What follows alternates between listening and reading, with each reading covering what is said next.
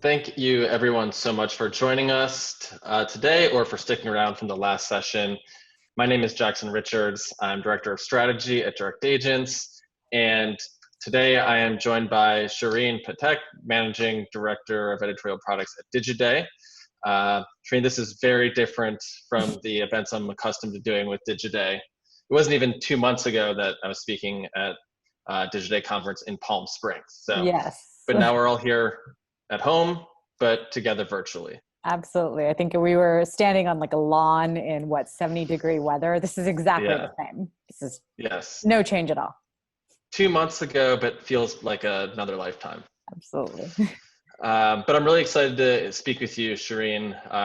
Great person to chat with, but in general, but we felt like you'd be the perfect person to bring in to discuss the state of the industry as you speak with professionals in every corner of our industry. So in this session, we're going to talk about the state of the industry, cover trends, how different verticals have been impacted by the current events, and maybe make some predictions as well. Yeah, that sounds fun. Let's do it. Okay, cool. So, over the last month, as the world has adapted to, or tried to adapt to the coronavirus pandemic, we've seen as marketers, many of the tentpole things, strategies, tactics that we've come to rely on, just be disrupted or completely come to a halt. Yeah, absolutely. Marketing plans are being completely altered, and major events are being postponed, canceled, shifted to digital events like this one.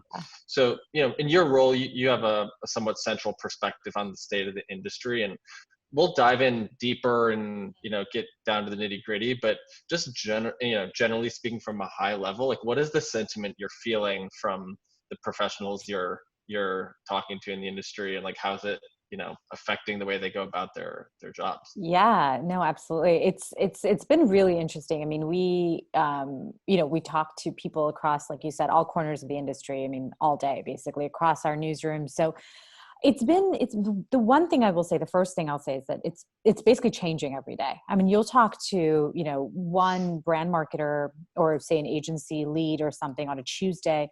By Wednesday, things might have completely changed. And they're very sort of open about this, that the thing I'm talking about, today will be very different potentially tomorrow, because people seem to be reevaluating strategies, money, personnel, just execution, just their businesses kind of on a daily, in some cases sort of hourly basis, depending on what industry they're in. So that's sort of the first thing. So I think right at the beginning, I mean, let's characterize the beginning as about, say, 4 weeks ago, when really sort of people sort of went, especially in the US mostly, that's when kind of most work from home started. And I think that's when people really said, okay, something is happening. And I don't know if you felt this, but I think there was this idea that like everyone kind of knew that something was happening, but unless you were, for example, a retailer with a factory in China that already had seen supply chain disruptions, you kind of weren't sure if this was really going to affect you. Right. And there was this period of, okay, it's fine. This is a 4-week hunker down period, but we'll get through it. And I think this week is the first week that I've started really hearing from every corner of the industry that this is not kind of, oh, we flip the switch back on and everything kind of goes back to normal. This, I think that sort of there was this like binary view. I don't know if you saw it, of like, okay, it's just going to be kind of, this is happening and then it'll change and stop and then we'll all go back to normal. And yes, of course, we'll be bruised and there'll be some serious, issues that we'll have to fix when it comes to businesses and the economy and so on. But overall, it's going to be before, coronavirus, and then we'll just go back to before coronavirus. And now it feels like there is an after coronavirus. There is like this, yes, the health and the pandemic might kind of stop and change and so on. We'll see significant good news when it comes to that. But the impact on businesses and the way we work and the way these businesses work is not going to be sort of as simple as flipping a switch. So I feel like that's been the big kind of thing for me, that this isn't an uncertain period. This is just the new normal. I think that's how we're really thinking about it. Yeah, we did a webinar a couple of weeks ago, just informing our clients or just partners on trends that we'd been seeing, and just kind of the first couple of weeks of this pandemic, and it's just a completely different situation right now. Absolutely. It feels and it's, it's for everyone. I mean, for marketers, they're all evaluating, everyone wants to make sure they're conserving cash, but they're also evaluating how to spend money and where to spend money when it comes to marketing. For many of them, sales have essentially stopped. For agencies, that has obvious effects because they're kind of redoing. And I'm sure you're seeing this kind of, you're, working with marketers and their clients kind of almost again on an hourly basis. Do we stop? Do we pause? Do we just, and then for publishers, people in our business, like we've seen real effects of, firstly what we're covering, but also secondly, kind of the business effects. Ad tech has been interesting. People are seeking to cut costs. So kind of the pipelines are drying up, new businesses drying up as everybody's saying, okay, is this really, I'm not going to have the same kind of licensing revenue, especially for software as a service, that we used to have. So it's really just everything trickling down. And I think, we're seeing kind of the CFO is the new rock star, I think everywhere, because that's the person really taking control at this point. Yeah. Yeah. And, I think at first everyone kind of collectively took a step back and just put things on pause for a second. Yeah. Some are still paused completely, in terms of like marketing communication or paid marketing.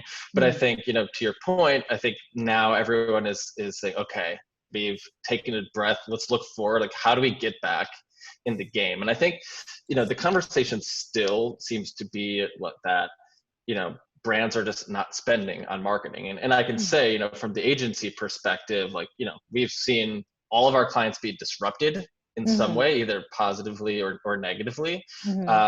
But, brands are still advertising in some way. I think, we saw a study come out from Harvard Business Review, I think it was today, that said nearly a quarter of brands have gone completely dark. And well, that's a ton. Yeah. That still means that 75% of brands are still marketing in some capacity. So, to what extent have you been hearing or feeling that advertisers are just like either pulling budgets altogether or pulling budgets significantly, meaning more than 10 or 15%? Yeah, it really, it's such a good question. It kind of, to your point, it's so complicated. And I think a lot of people are still in this, like, they're still like, their eyes have opened. They're still adjusting to kind of like the dark, they're like, wait, I can't tell. And we do a lot of kind of original research of our own, and, we'll send out kind of snap polls and so on, sort of just engage kind of sentiment almost on like a weekly basis. And I think the one that we most recently did was maybe last week, and we found, I think it was like quarter almost of, so we asked buyers inside agencies and we also asked brand marketers, and they said we'd paused. Okay. All right. But what does really pause mean? Like, how long do you pause for? To your point, I'm sure people have paused social spending, especially with stuff that's just tonally inappropriate and with stuff that just doesn't make any sense. Some brands have realized they don't need to market. I think we heard from Clorox that they've just like stopped marketing because they just didn't need to. Coca-Cola stopped marketing globally. And then you've had people like, we actually interviewed the CMO of Anheuser-Busch and Marcel Marcondes, and he was saying like, okay, we're not advertising, but that doesn't mean we're not marketing. And I thought that was really intelligent. Like, they've done amazing things. And I'm sure we'll talk about this in a little bit, but they're really the epitome of sort of the useful brand, right? They've started making hand sanitizer. They had all this money locked up in kind of sports that obviously there's no sports anymore. So they've changed all that, sent it all to sort of like Red Cross ads. So they're using their own money in really valuable ways, but also they're still marketing. They're still proving that they're a really great brand. So the spending question, I think the big one is that you're seeing some brands do more in marketing. You've seen fitness brands like Peloton kind of actually amp up a lot of advertising. And then you've seen some that have just paused. And then you're seeing the people in the middle that are just kind of reorganizing and just changing it. I think eventually, the sectors will all start kind of, everybody's in this like period of figuring things out. So the easiest thing, as you said, when you're figuring things out is you just press pause and let's wait a minute, but you'll start seeing change. And there've been little things, I don't know if you've seen this, but people stop direct mail because nobody wants to be sending mail, to people right now. Obviously out of home has seen a big cratering. So I think it's just a matter of time, but you are seeing certain spending kind of start creep back up. The matter is where it's creeping up and where it's not. Yeah. You mentioned AB. I definitely want to come back to them in just a moment. And you touched on some of the different verticals. I'll get into just for just a second some of the trends that we're seeing. Yeah. Of course, retail is down. It's almost coming to a halt, but we've seen a lot of retailers, quickly shift their marketing efforts to digital and Amazon, or attempt to. But we've also just seen other categories be up altogether, just thinking about how people are spending their time. So like gaming, technology, particularly as it pertains like work at home technology or just like interpersonal communication, digital grocery, of course, if you can even get a delivery slot, and then health and wellness. So those are all categories that are seeing an increase in demand. And for our partners in those categories, we're either seeing like continued spend or in some cases increased investment. And those kind of all like fall into intuitive categories, based on just what is happening right now. Do you feel like just like the overall marketing trends have been like falling into those like intuitive categories, or are you still seeing a lot of movement from like traditionally big spenders like auto or insurance? No, Or things I like mean, that? we've definitely seen the exact same thing. And, we were actually just talking about, so one of our publications, Glossy, covers the future of fashion, beauty, and wellness. And they were just saying kind of wellness is the big thing. So even companies like, for example, WellPath, that makes supplements, does wellness, does all these other things, they're pushing forward on the wellness. And they've seen kind of 5x, 10x growth in just sales. And therefore, then they're putting more money towards. So I think we'll see, I think you're right. It is falling mostly in those expected patterns. I'm interested definitely in gaming. I'm interested more in sort of that world and see if this is going to be sort of the big boost too in those spaces. And I think to your point, I mean, that's acceleration, right? We keep talking about what are the things that'll stick once this stuff goes away. And I think that's that. People will be more open to at-home fitness. People will be perhaps more open to kind of gaming. People will be more interested in potentially supplements and wellness products.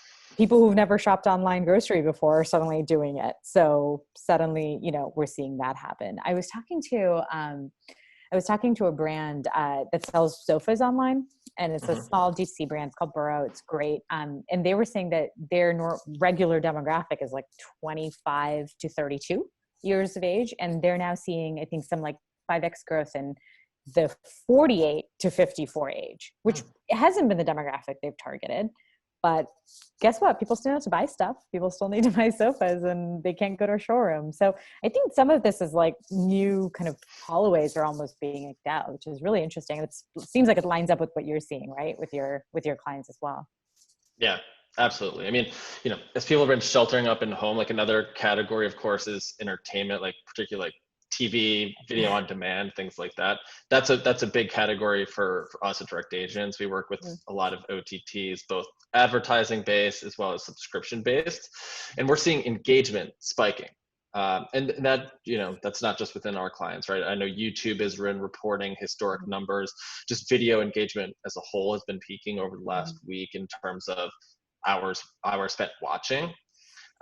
So, for many of the brands that we work with, we're seeing either increased investment or in user acquisition or like, stable investment.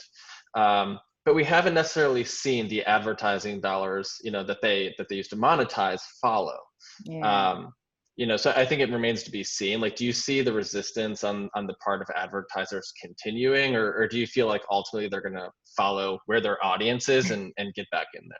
I think they will. I mean, what everyone saw Tiger King, right? There's nothing anybody else is doing. So, I mean, I think we've talked to our senior reporter who covers the future of TV, Tim Peterson, was sort of saying that he has heard that there is sort of redirection of spend already happening sort of to digital video, to OTT, to advanced TV.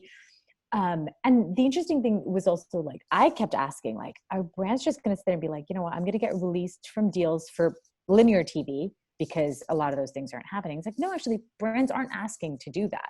The big thing that everybody, and I'm curious if you've heard the same thing, because they don't want to just trade in their sort of TV ad dollars for like digital pennies, right? That kind of idea. So they're figuring out, okay, how do we make the most of this? But it's not an equal exchange, but at the same time, it's like, at some point you've got to let go of those habits, because if that's where the audience is, that's where the audience is. And then there is basically right now a lot more demand than there is, there's a lot more sort of ad inventory on linear TV as there is. So the interesting thing, and I'm curious what you've seen on this actually, is just, I'm wondering kind of what people are optimizing towards, because okay, April and May, fine, but are people just all thinking of June now? And then what happens if June doesn't start making sense? Do we just keep pushing it until there's a real behavior change?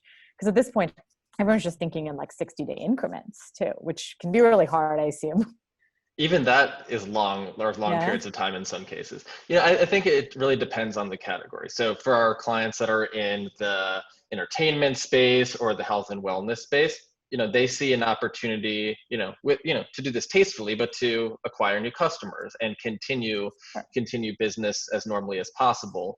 With other brands who are, maybe even like categories like travel who've been completely Mm-hmm. disrupted, or just categories that are being disrupted in some way, are thinking about, okay, like how do we just have a positive line of communication with our customers? So not necessarily thinking as much about conversions or purchases and things like that, but just keeping the conversation going. And I think it's worthwhile for us to start having the conversation right now about like, how do brands keep going, right? And how do they have Absolutely. that conversation? And there's already some that are doing such great stuff. I mean, I don't know if you've seen this though, Jackson, but Selena Gomez's beauty line did I'm something. not. I didn't think you were the target market. But they've been such a great, interesting thing. They've sort of said, look, they used to spend a lot more on influencer marketing. They used to spend all this money on flying people all over the place and all that. And now they're not doing it. So they've really cracked the community code. They're inviting people on Zoom calls and Instagram lives to just have a conversation. And nowhere in there do they say, hey, buy my stuff. They just say, hey, we're here to chat because we're your friends, or we're somebody that you like, and you can connect with us with other people you like. I mean, I thought that something like that has been really smart to watch. I mean, we already kind of talked about AB and just being useful, but I think, how do brands communicate? And this is sort of the time that I think we'll see brands finally put their brand purpose money to where their mouth is, if that terrible way that I just explained that Yeah. makes any sense. But we all heard for years, the brands were about authenticity and community. And now this is the time. I think if everyone's anxious, everyone's worried, everyone wants to talk to communities, and you're seeing some amazing examples of the beauty brands that I mentioned. Actually, beauty and wellness has just been a real tour de force in this, but you've seen it across various brands, and people using kind of live streaming, Facebook Live, whatever, to make that community happen and just feel like, don't push the product, don't push the conversions, just say, we're here if you need us. And inevitably that means that once we even get out of this, I think those are the brands people will remember. So it's been really, Yeah. really good to see. Yeah, I think, like I said, as this was just kind of first starting to happen a few weeks ago or a month ago, I think everyone just kind of like hit the brakes for a Yeah. second. I've been spending more time streaming, right? Even just a couple weeks ago, all of the ads on Hulu, let's say, or something like that, were pretty much normal. I mean, I think there were a few brands that were like clearly like either directly or indirectly, talking about the current situation, maybe a couple Mm-hmm. PSAs mixed in. Now every ad is directly or indirectly related to how they can help, what their stance is, what they're offering to their customers, or PSA. So you can tell that brands are starting to figure out that usefulness, helpfulness is the way forward, and the way to keep things going right now in a way that's not just going to leave people with a bad feeling or bad taste about their brand. And in many cases, it's the exact opposite of that. Exactly. And I think that's exactly where that, like, I'm really fond of that delineation now between, it's not advertising, it's marketing. And that's where Yeah. I sort of will, and that's where, you're seeing some of the best creative come out of. I mean, I don't need to talk about Nike. I think they've been just amazing with the kinds of just messages they're putting out. It's so true to who they are, but it also makes sense with what it is. And you just see kind of that empathy as being, I think, the path forward, which has been really cool. Some of the things that we've been recommending for our clients, just based on what we've seen working, Mm-hmm. is try to educate the public, if this works for your brand, of course, Yeah, right? Try to totally. educate the public. If you can, offer extended free trials, or some sort of discount. you know in the rare cases you're seeing people switch over their entire manufacturing lines to making masks or gear or hand sanitizer, things like that, or just help bring people together in some Mm-hmm. meaningful way. Yeah. um, I think over the last few years, and you mentioned this, we've started to see brands, put front and center more like their approach to like environmental things or charitable approaches. And now, that sort of thing is like front and center. Do you think that's going to last, or do you and just be the way that brands approach brand marketing going forward, or do you feel this is just a moment in time? Oh no, you're asking me if I'm sort of a cynic or an optimist. Yeah. I'm a journalist, so I think I usually fall in cynicism, but only because I hope that it lasts.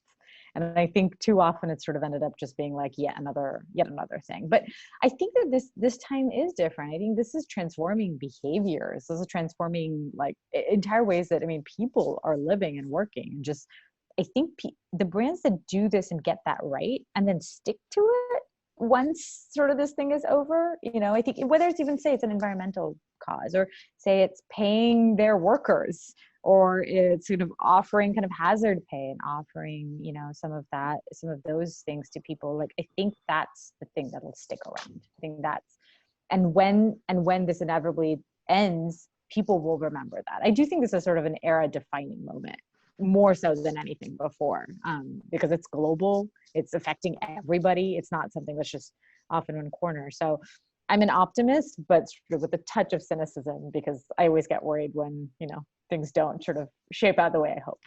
Yeah, I agree. I think brands do know that people will remember, how they, what steps to take right now. And I think that probably led to some of the early trepidation. But now that some of the leading brands have kind of paved a way and shown how to do it, I think we're going to see a lot more following along in that absolutely. vein. And there's acceleration, right? Like I just mentioned, kind of paying people and all that. There's acceleration in workers' rights. There's acceleration in all of those things too. So that's another one. I think this actually accelerates sort of the need for brand purpose more than anything else. Yeah.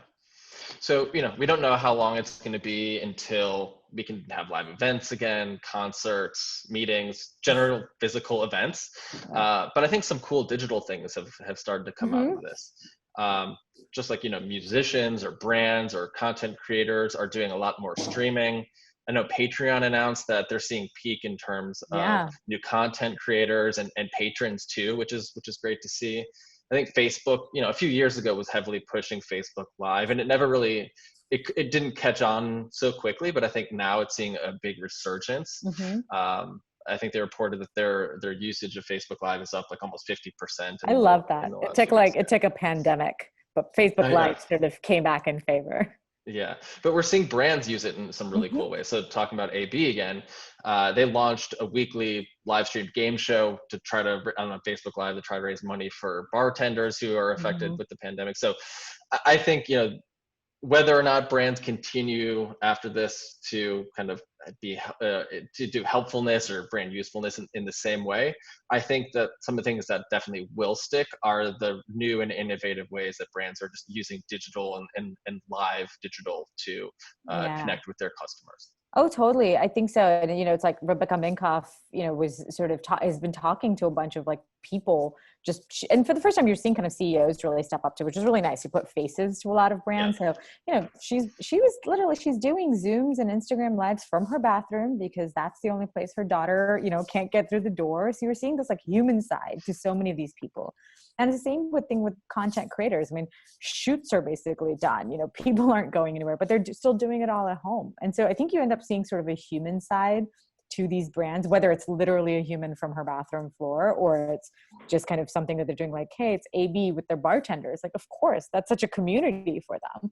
So I think that it's been really nice to see. And I think, I've been talking a lot about just like empathy and forgiveness and all of that. And I think people are just more forgiving now. It's okay if, your kid's crying while you're the CEO of a multi-million-dollar company. And I think with all of this like pretense that we've had of like work, professional lives and all of that is kind of blending into one. And there is good out of that, right? Like, I think we all see like the human side of everyone's other lives. And I think that extends to sort of big corporations too.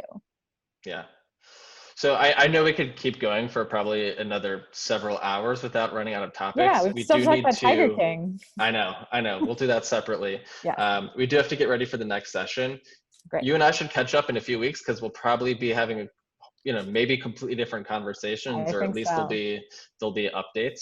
Shareen, thank you so much for joining us today. I know some people sent in questions. We will respond to you via email or send us an email. We'll make sure we get in touch with you. Shareen, I'll share them with you as well. Sounds good. That sounds great. All right. Thanks so much, Jackson. Take care, Thank you. everyone. All Talk right. soon.